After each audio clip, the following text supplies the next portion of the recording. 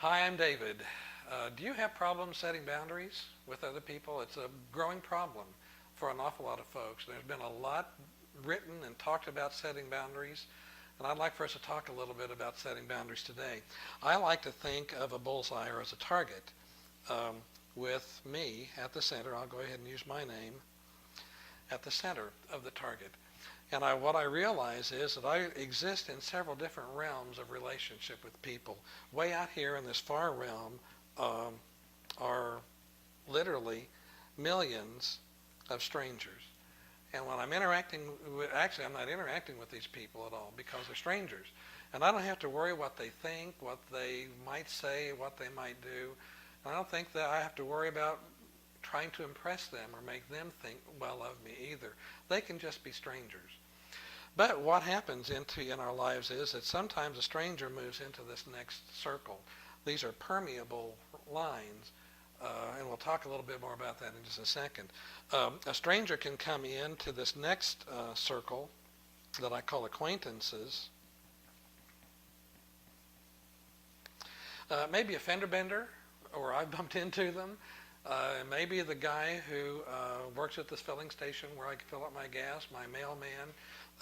These are people that I know a little bit about, but I don't know an awful lot about them, and I'm not going to really let them know an awful lot about me. We're not going to go to dinner or a movie together as a couple or anything like that. We're pretty much going to keep them in the acquaintance circle. Well, if an acquaintance keeps interacting with me and keeps interacting with me and keeps interacting with me, I may feel comfortable enough to bring him into the next circle. Now, I have to remind you that it's up to me to control who comes in or not comes in the circle. Because what happens is very often we'll meet a stranger and they want to seemingly come right in to the close boundary that we have. On the side, this is one of my worries about dating services, to be honest with you, because we'll have a stranger and we'll interact with that stranger, and very, very quickly we'll invite them into the intimate circle, perhaps before we should. Well, this next circle here is what I will call my friend circle. And these are people that I know a little bit more about because I've spent the time with them as acquaintances. And I have even learned that it's probably not a bad idea to subdivide this friend circle into two groups. I have some people that we, let's just call them my so-so friends. And then in this other circle are the people that I will call pretty good friends. But even at that, these pretty good friends are still not in this intimate circle. Millions here, thousands here in a lifetime. In a lifetime, probably there may be hundreds of people that I will interact with friends. As I go through life, sometimes a person who's a stranger way over here may be juxtapositioned so that as I move in that direction, they may turn into be an intimate friend with me. But I don't know this until I've had a lot of experience dealing with them and helping them to realize where they need to come.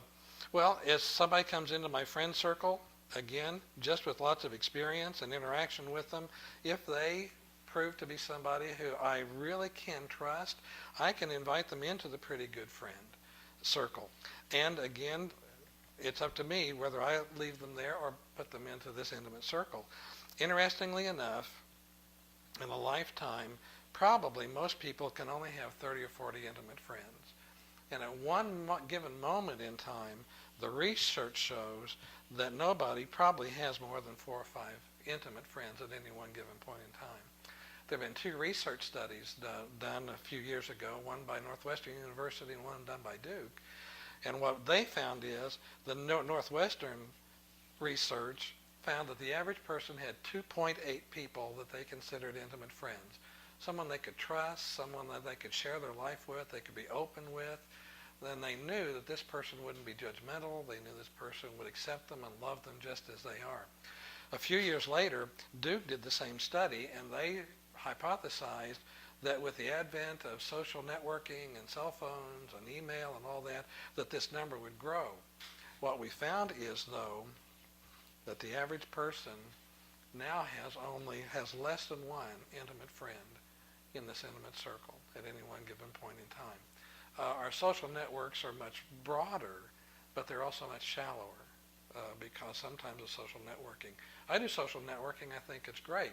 But when it comes to having intimate relationships with people, and I don't mean sexual, I mean just open dialogue where I can just be free to be who I am. And I know this person will love me, will accept me, will interact with me, will not be judgmental.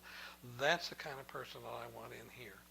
And what I need to be able to do is to learn how to have the wisdom to know whether to keep a person out here, keep a person here, or here, or here. Well, prayer works. We ask God for wisdom in the first chapter of James. James writes that if any of you lack wisdom, all you have to do is ask God.